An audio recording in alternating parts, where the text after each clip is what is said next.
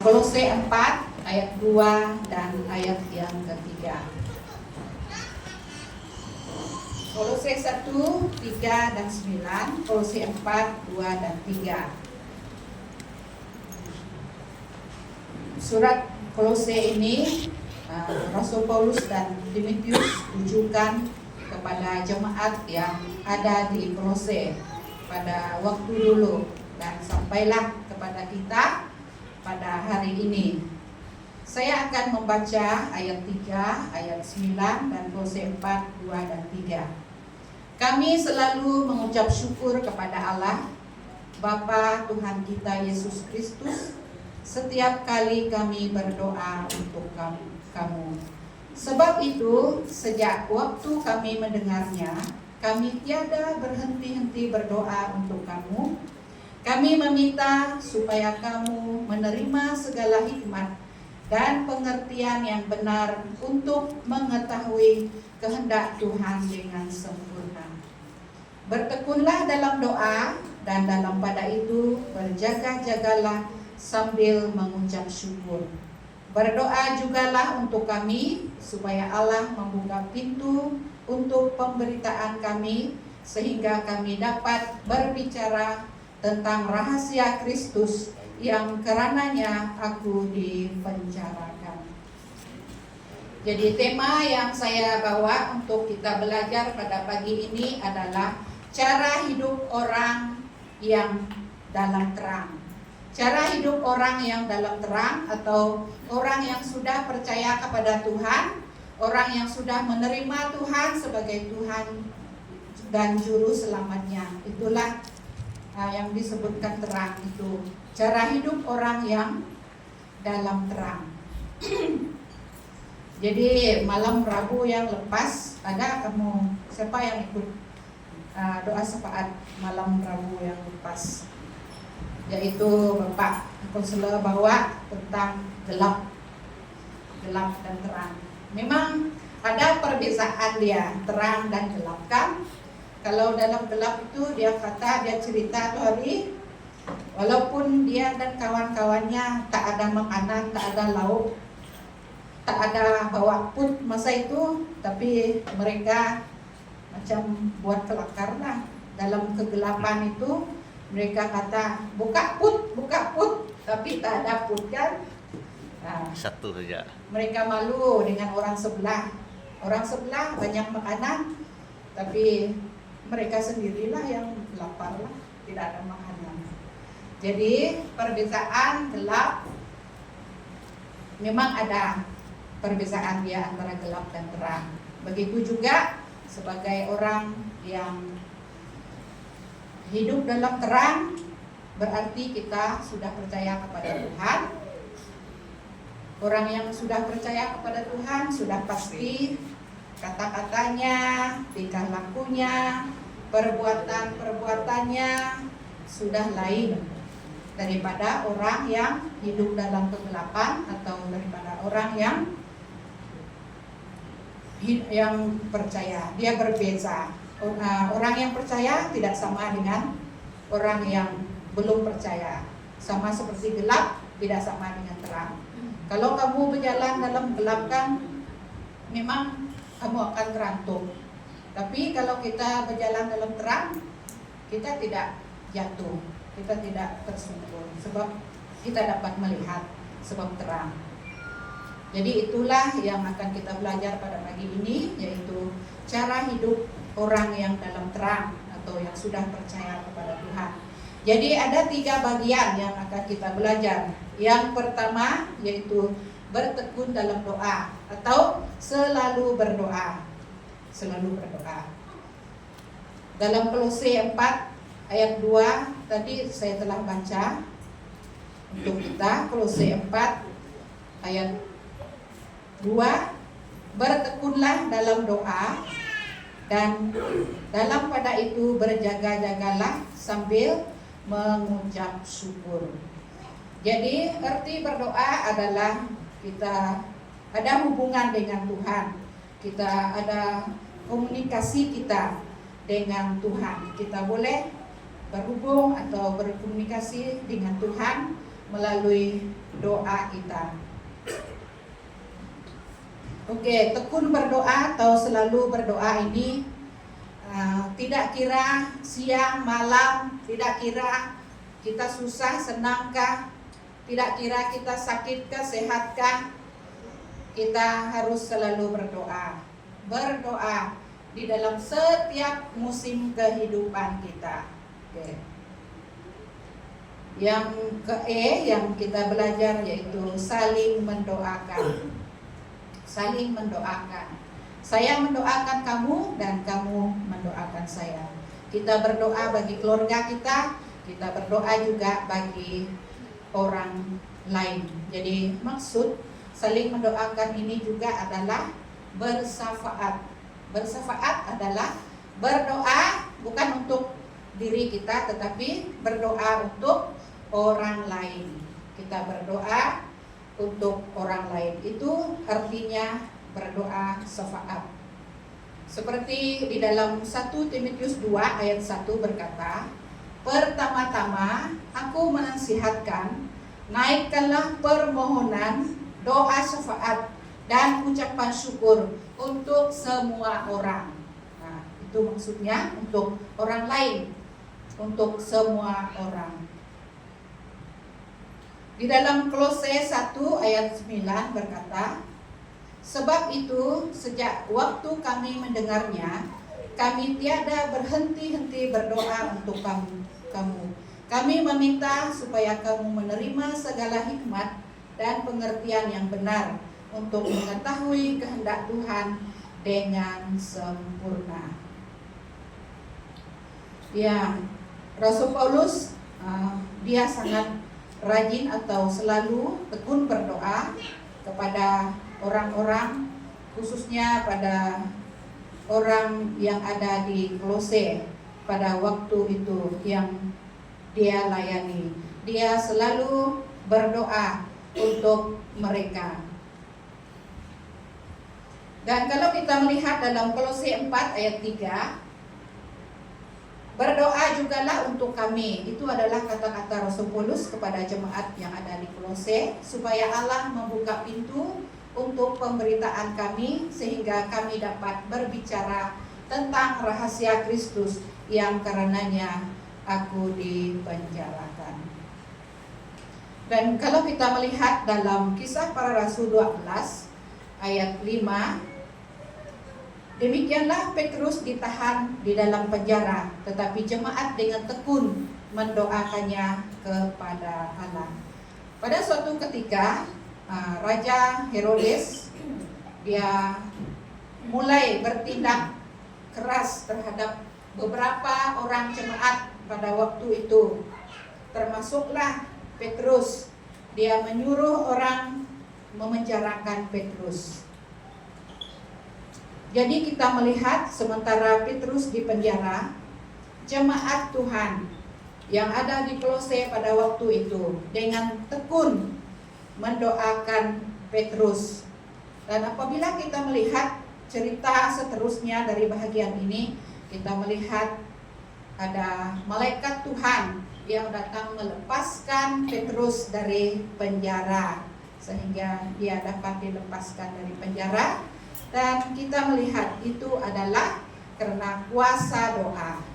Karena kuasa doa jemaat Tuhan yang tekun mendoakannya pada waktu itu. Jadi saudara-saudari yang dikasihi dalam Tuhan Yesus, kita harus selalu atau tekun berdoa di dalam kehidupan kita. Kita berdoa bagi diri kita sendiri, kita berdoa bagi keluarga kita, dan kita juga berdoa bagi banyak-banyak hal lah di dalam kehidupan kita. Karena itulah sikap yang sebagai orang yang hidup dalam terang, kita harus saling mendoakan di antara satu dengan yang lain. Jangan kita berkata, oh saya tidak senang dengan orang itu, saya tidak ngam dengan orang itu, tak perlulah saya mendoakan dia. Jangan kita berpikiran, jangan kita ada hati seperti itu. Firman Tuhan mengajar kita supaya kita saling mendoakan. Saling mendoakan, siapapun dia.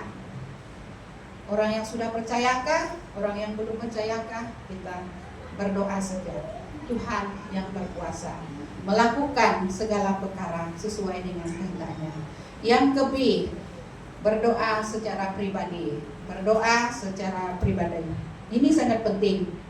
Jadi saudara jemaat Tuhan, apakah kita selalu mengambil waktu, menyediakan waktu untuk berdoa secara pribadi, baik di rumah, dimanapun kita berada? Ini sangat penting. Jangan hanya kita berdoa datang kebaktian umum seperti ini saja, datang kebaktian hari Rabu saja kita ambil masa berdoa. Tetapi kita harus juga ambil masa untuk berdoa secara pribadi. Tuhan Yesus sendiri yang menjadi teladan bagi kita. Dia selalu berdoa secara pribadi. Dia selalu ada hubungan dengan Bapaknya. Seperti darah dan daging tidak boleh terpisahkan, kan? Begitu juga dengan berdoa ini. Dan berdoa secara pribadi harus kita lakukan sebagai orang yang percaya kepada Tuhan. Kita melihat Daniel 6 ayat 10. Pada suatu waktu ada larangan, sebab Daniel dan kawan-kawannya ini mereka pergi bekerja di Babel, di istana raja, di tempat orang yang tidak percaya kepada Tuhan, di tempat orang yang menyembah berhala. Tetapi Daniel dan kawan-kawannya ini, mereka menyembah Allah yang hidup. Walaupun mereka pergi bekerja di tempat orang yang tidak percaya atau mengenal Tuhan, tetapi Daniel setia berdoa kepada Tuhan. Daniel 6 ayat 10 berkata, demi didengar Daniel bahwa surat perintah itu telah dibuat, pergilah ia ke rumahnya. Dalam kamar atasnya ada tingkap-tingkap yang terbuka ke arah Yerusalem. 3 kali sehari ia berlutut berdoa serta memuji Allahnya seperti yang biasa dilakukannya. Ini adalah kebiasaan Daniel. Dia selalu berdoa secara pribadi kepada Tuhan. Karena pada masa itu ada undang-undang yang dibuat oleh orang pembesar-pembesar di kota Babel pada masa itu, supaya dalam 30 hari kalau ada orang yang tidak menyembah kepada raja, dia akan dilemparkan ke dalam gua singa.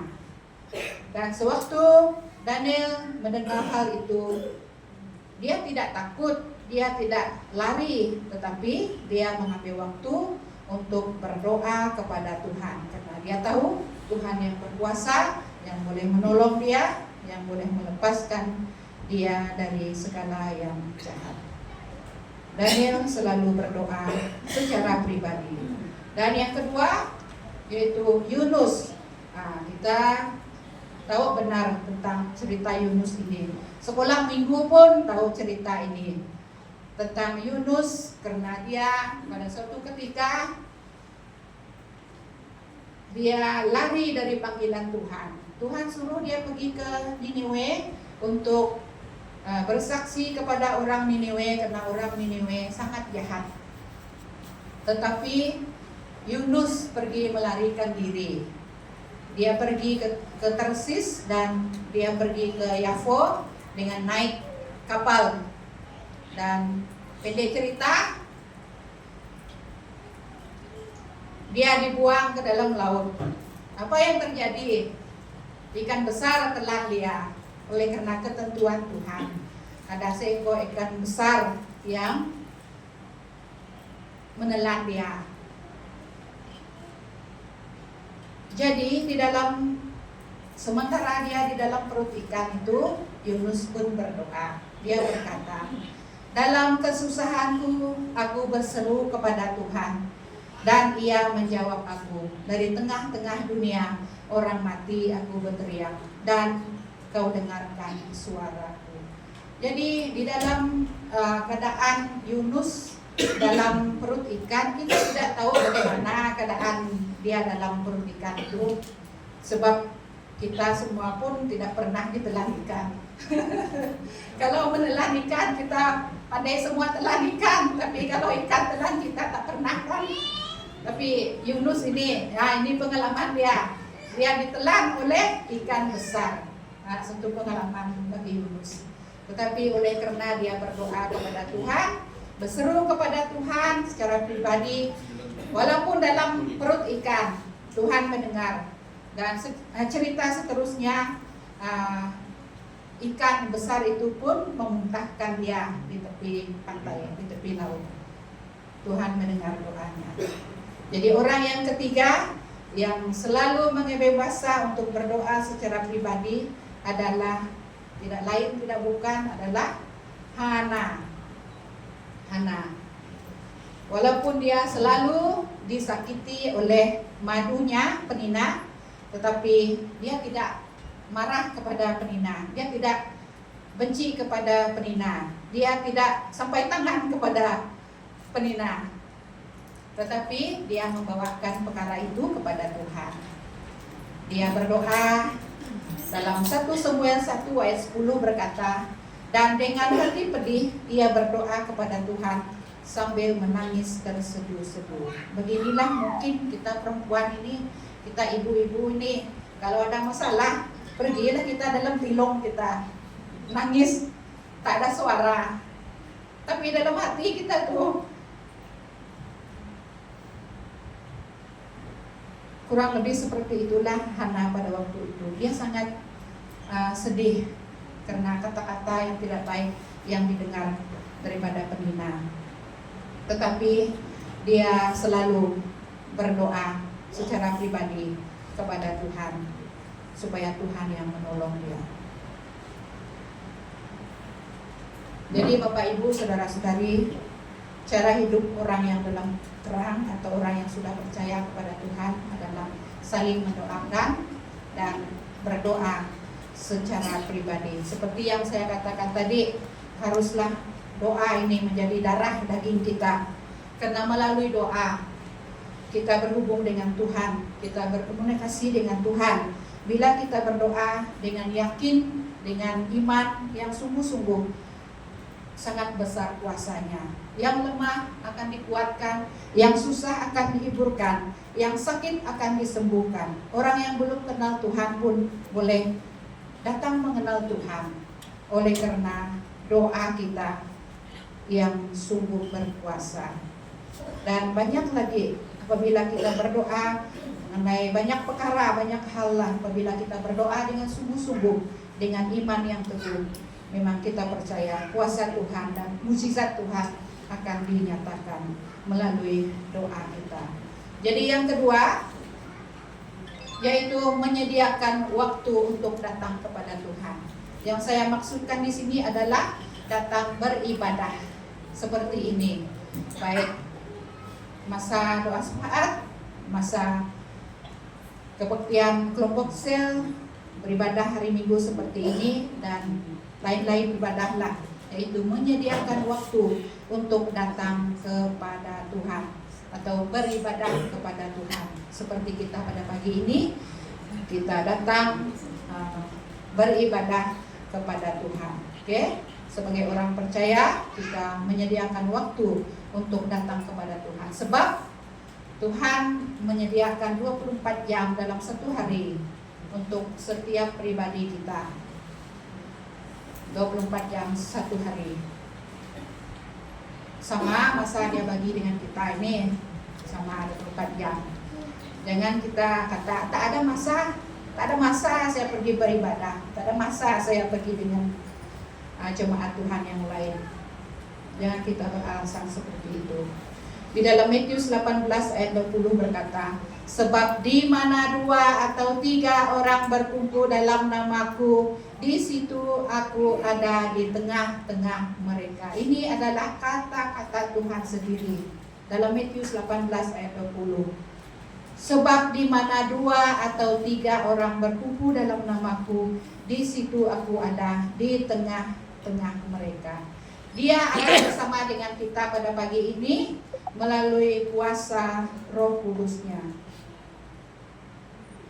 kita tidak bersendirian. Ada Roh Kudus Tuhan, hadirat Tuhan yang bersama dengan kita apabila kita berkumpul beribadah kepada Tuhan. Jadi sewaktu kami pergi meeting PW daerah kemarin, ada 3 orang kami pergi dan ada 1 orang driver kami lah. Susah juga orang yang tak ada driver. Kalau tak ada driver tak jadilah pergi. Nah, terima kasih ada seorang ibu yang murah hati yang membawa kami untuk pergi mesyuarat PW daerah pada hari kemarin. Dan di sana ada saya melihat moto jemaat yang ada di sana, yaitu jemaat bahasa Kayan Taman Tumbuh. Dalam Ibrani 10 ayat 25 berkata, janganlah kita menjauhkan diri dari pertemuan ibadah kita seperti dibiasakan oleh beberapa orang, tetapi marilah kita saling menasihati dan semakin giat melakukannya menjelang hari Tuhan yang mendekat. Itu moto gereja mereka yang saya lihat di depan gereja mereka. Jangan menjauhkan diri dari pertemuan ibadah. Yaitu maksudnya jangan malas datang beribadah ke pertemuan seperti ini. Di gereja Wujud Berdoa Bahasa Kayan pun saya tengok ini juga salah satu moto mereka. Jangan menjauhkan diri, melekoh-lekoh naik sembahyang, melekoh-lekoh naik beribadah kepada Tuhan. Jadi beberapa waktu awal tahun ini atau dalam tahun yang sudah berlalu, saya melihat, saya perasan lah melihat kalau kadang-kadang saya tengok suami saja yang datang ke kebaktian doa syafaat ini. Manalah ibu dia yang ada pasangan lah. Suami janganlah manja sangat dengan istri kamu. Kalau istri kamu kata, pergilah kamu saja. Lelah saya ini. Awi lekoh dah putih sembahyang lebih adi. Jangan manjakan istri kamu, bapak-bapak.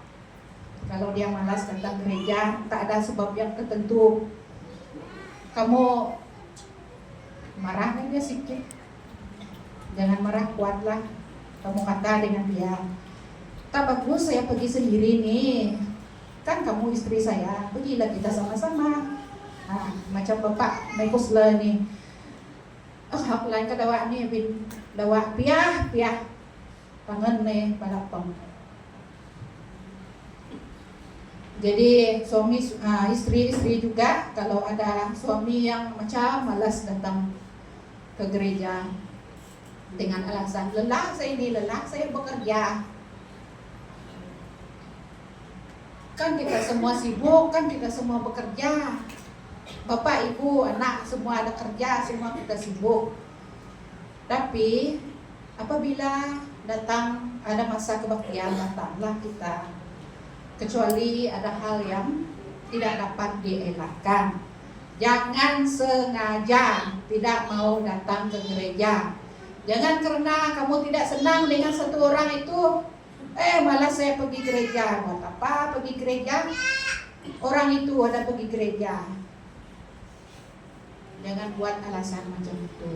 Jadi tahun baru ini baru masuk bulan 1. Bapak-bapak, tariklah, ambillah hati istri-istri kamu tuh yang banyak alasan yang kosong.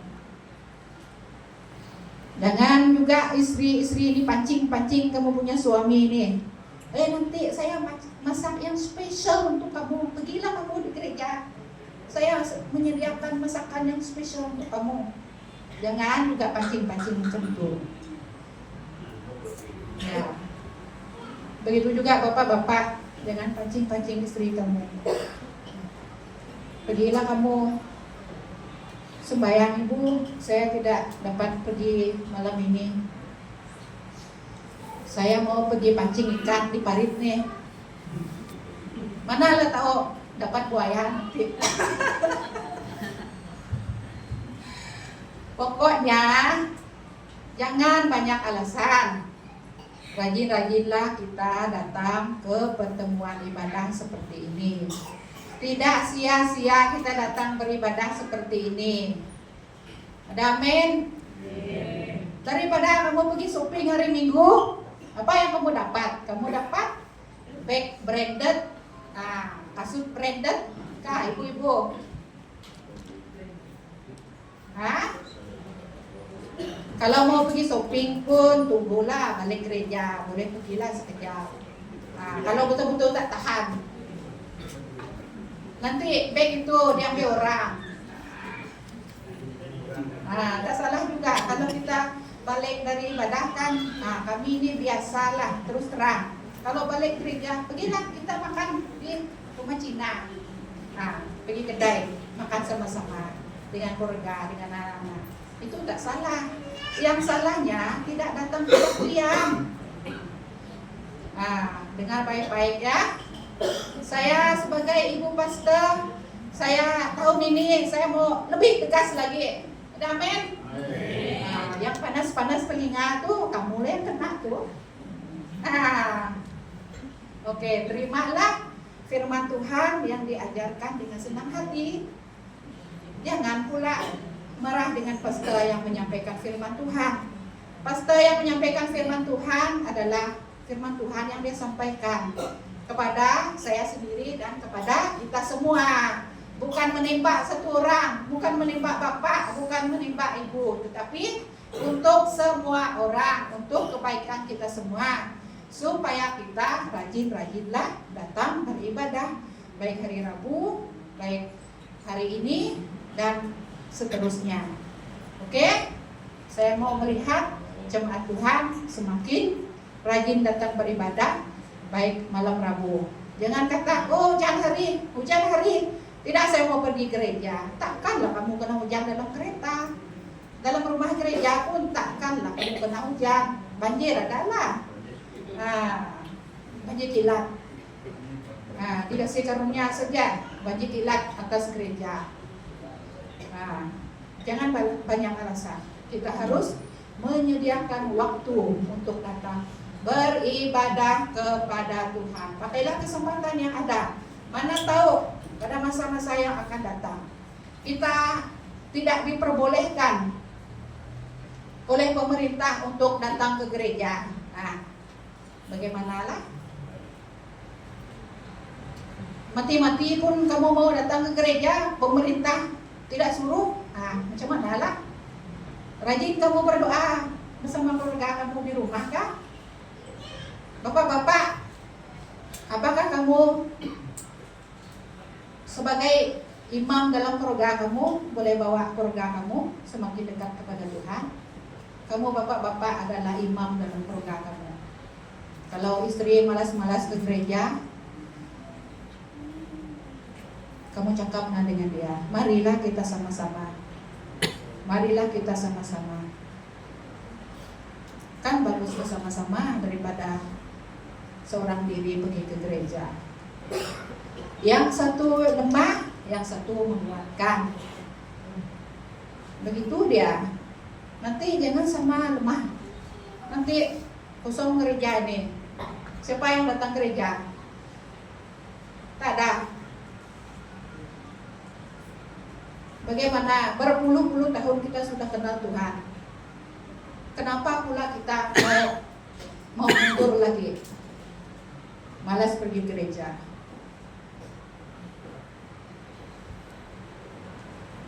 Kita harus menyediakan waktu untuk datang beribadah kepada Tuhan. Dalam 1 Timotius 4 ayat 7b dan 8 berkata, latihlah dirimu beribadah. Latihlah dirimu beribadah. Biasakanlah diri kamu datang beribadah. Jangan kata, oh jauh betul saya dari teman tunku ini pergi kasih karunia itu pergi gereja. Jauh betul nih. Sedangkan masih dalam kawasan diri kan? Masih dalam daerah diri kan? Jangan banyak alasan seperti saya katakan tadi. Jauh dekat pun kalau kita sudah berjemaat di sini, datanglah. Jangan pikir jauh dekat. Latihan badani terbatas gunanya, tetapi ibadah itu berguna dalam segala hal. Karena mengandung janji baik untuk hidup ini maupun untuk hidup yang akan datang. Nah, sangat berguna.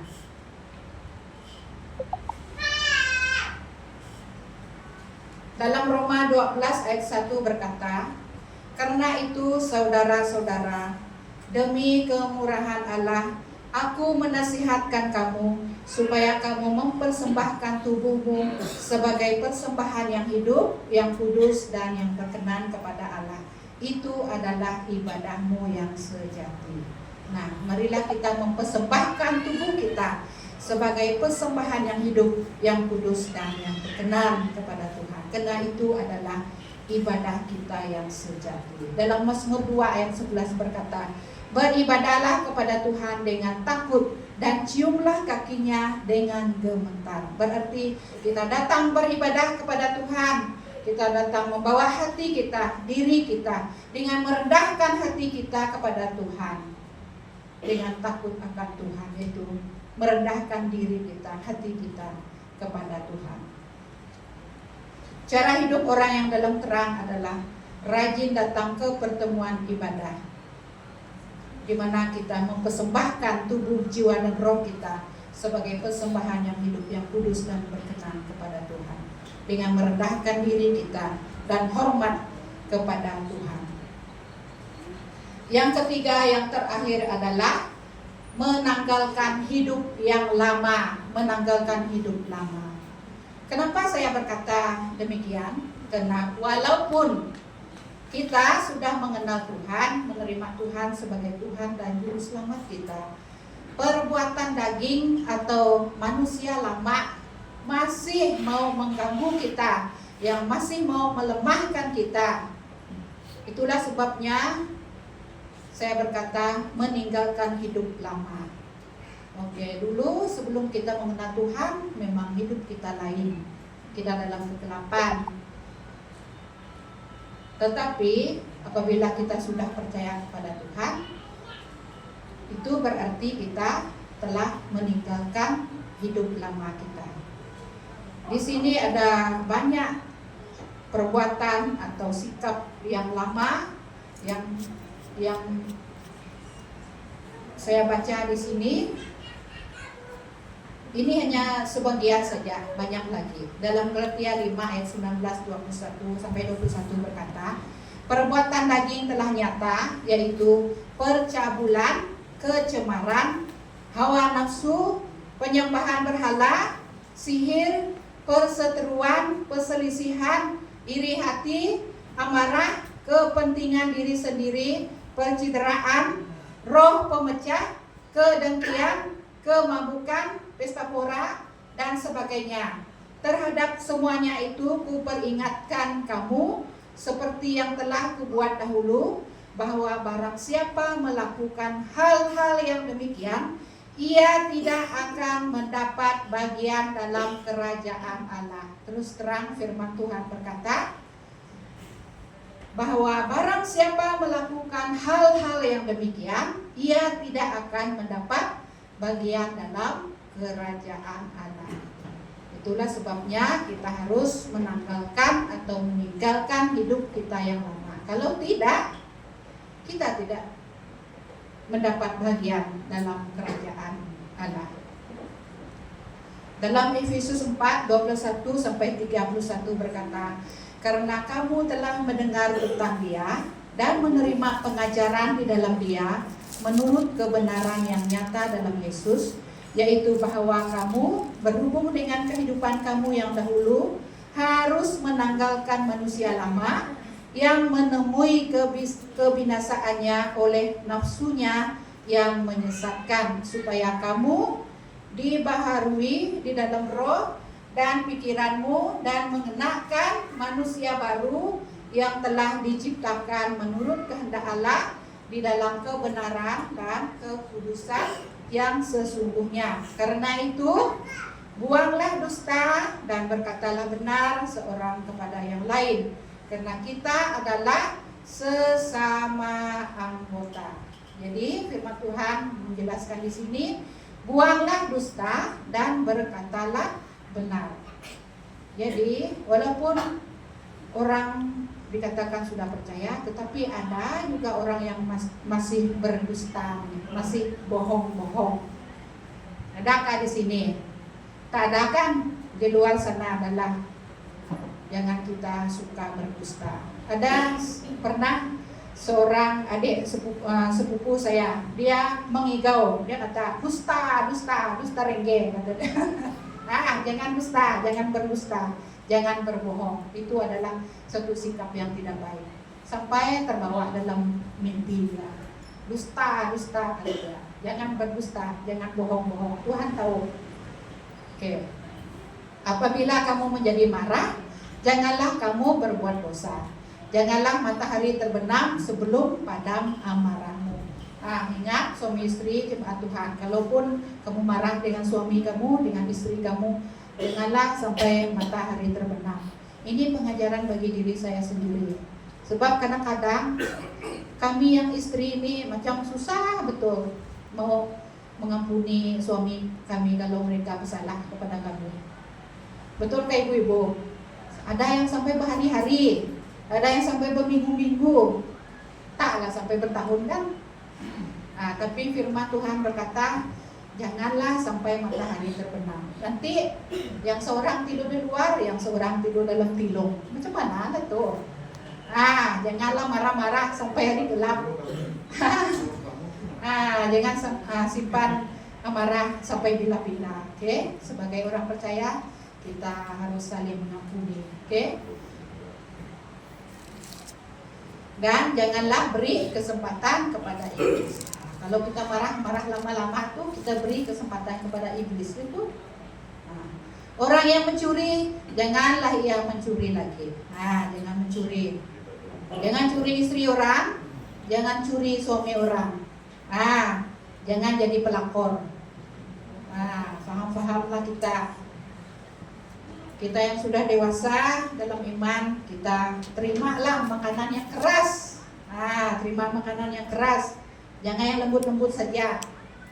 Supaya kita semakin matang di dalam iman kita. Ada seorang bapak di kampung saya dulu lah, saya mau cerita sebab dia sudah meninggalkan dunia ini. Dia ini sikap dia selalu mencuri. Orang lain yang pergi pasang pukat, dia yang pergi angkat dia. Apa macam? Curi itu kan? Dia kata dia punya, tapi itu orang punya. Janganlah terbawa-bawa dengan sikap yang lama. Jangan mencuri. Seperti Bapak Grace ini pernah berkata dia selalu pergi curi telur ayam. Sekarang dia tidak curi telur ayam kan? Banyak telur ayam. Banyak terayam sekarang. Orang yang mencuri janganlah ia mencuri lagi, tetapi baiklah ia bekerja keras dan melakukan pekerjaan yang baik dengan tangannya sendiri, supaya dapat membagikan sesuatu kepada orang yang berkekurangan. Berarti jangan malas. Jangan malas. Kalau malas, orang malas tuh janganlah dia makan. Kata firman Tuhan tuh, jangan malas-malas. Kita harus rajin supaya kita boleh makan lah. Kalau malas jangan makan.